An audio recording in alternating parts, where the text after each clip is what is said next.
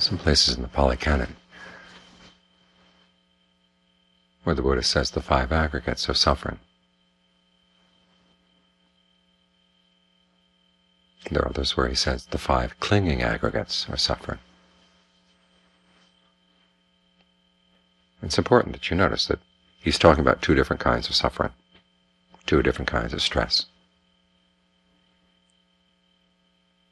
The sense in which the five aggregates are suffering is related to suffering in terms of the three characteristics. They're inconstant, and so they're stressful. That's simply the way they are. Whether you hold on to them or not, that's simply the way they are. There's stress in those things. But if you don't grab onto these things, your mind doesn't suffer. It's when you grab on, it's when you cling, that's when suffering comes into the mind. You create a connection. And this is suffering in terms of the Four Noble Truths. Wherever there's craving, there can be clinging. And the clinging to the aggregates is a suffering that really weighs on the mind.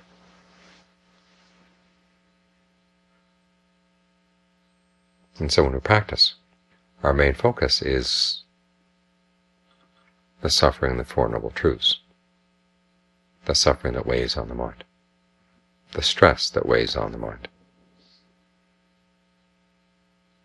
If we don't cling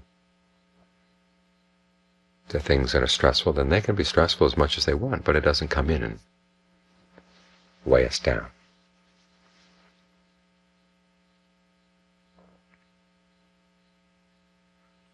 It's like picking up a heavy object. If you just leave it there on the ground, doesn't weigh you down. It can be weigh just as much whether you're picking it up or not.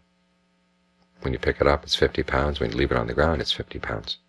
The difference is that the 50 pounds is suddenly on top of you when you pick it up. And that's when you suffer. And that's precisely the suffering the Buddha is really focusing on. That's the important one to notice. So, always try to be clear on that distinction. It's the clinging that's the problem. And the word clinging, it turns out, has a double meaning. It could also mean that you feed on something. This is where we look to feed on for happiness. We look to the five aggregates and we munch them down. This body of ours, this form, we feed on the form, we feed on the feelings.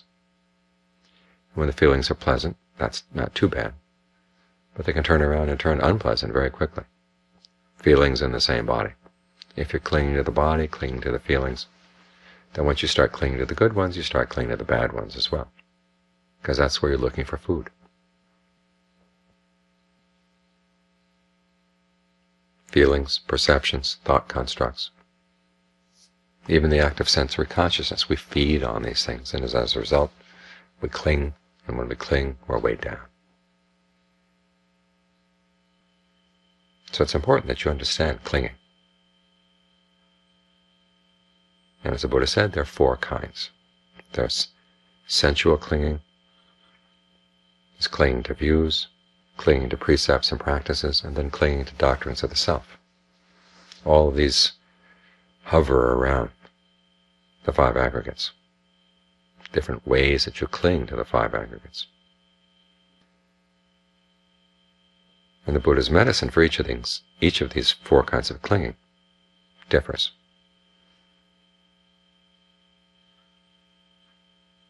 Sometimes you hear that, well, the most basic form of clinging, the deepest form of clinging is your sense of identity that you build around things. So learn how not to have any sense of self-identity, and there you are. You've taken care of all the other ones.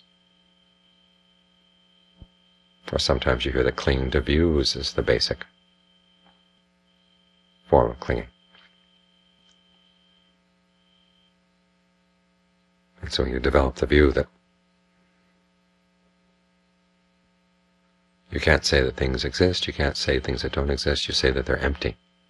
Then you realize that your sensual desire is empty, your precepts and practices are empty, your doctrines of the self are empty. With everything empty like that, there's nothing to cling to. But that doesn't work either. You have to realize each kind of clinging has its own antidote. For example, clinging to sensuality. When the Buddha talks about sensuality, he doesn't say that you're attached to sights or sounds. The word kama here does not mean sights or sounds, taste, tactile sensations, whatever. It doesn't refer to the fact that these things are beautiful or desirable. It refers to the fact that you have intentions aimed at these things, and you're attached to your intentions. That's what you're really focused on. We're attached to the idea of wanting things, wanting to make things be a certain way to give us pleasure. In other words, we're more attached to our dreams about sensuality or sensual pleasures than we are to the sensual pleasures themselves. This is simple enough to see. If you find your sensual desire thwarted in one area, you turn around and you focus it on something else. It's the desire that we cling to. We cling to the plans that we make for sensuality. And what are these plans like? Well, they're pretty one-sided and pretty sketchy. So you have designs on somebody else's body. When you think about that person's body, there are only certain details that you think about. A lot of details you don't want to think about at all.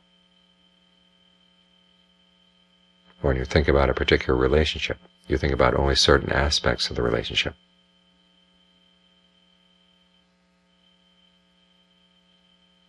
And not about others.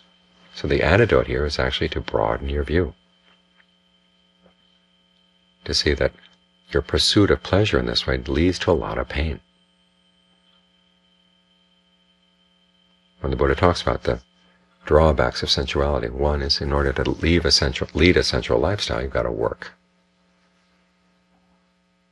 And the work in and of itself is a lot of pain. You work and work and work to build up wealth, and sometimes you gain it, sometimes you don't. Even when you do gain it, then there's fear that, as he says, thieves and kings will steal it. I've always liked the way the Buddha puts thieves and kings into the same phrase. Thieves and kings might steal it, water might wash it away, fire might burn it, hateful airs could take off with it. That can happen to your wealth. And as the Buddha points out, it's over sensuality that people fight. Parents fight with their children, children fight with their parents, brothers with sisters, sisters with brothers, husband with wife.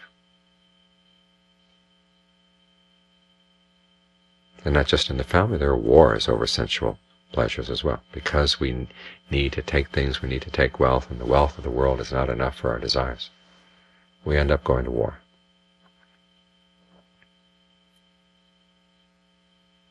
He goes down the list of all the pain that comes with this pursuit of our dreams of sensuality. So as you look at the pursuit of sensuality in its entirety, to realize how much pain and suffering it involves.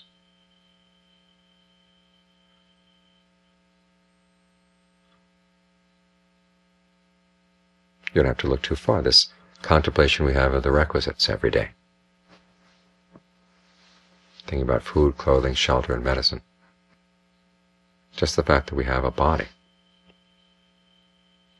requires that we become a burden on other people. So think about that. Every time your mind starts spinning a web of sensual desire. Say if you're going to spin a web, spin a real web. Try to encompass the whole picture.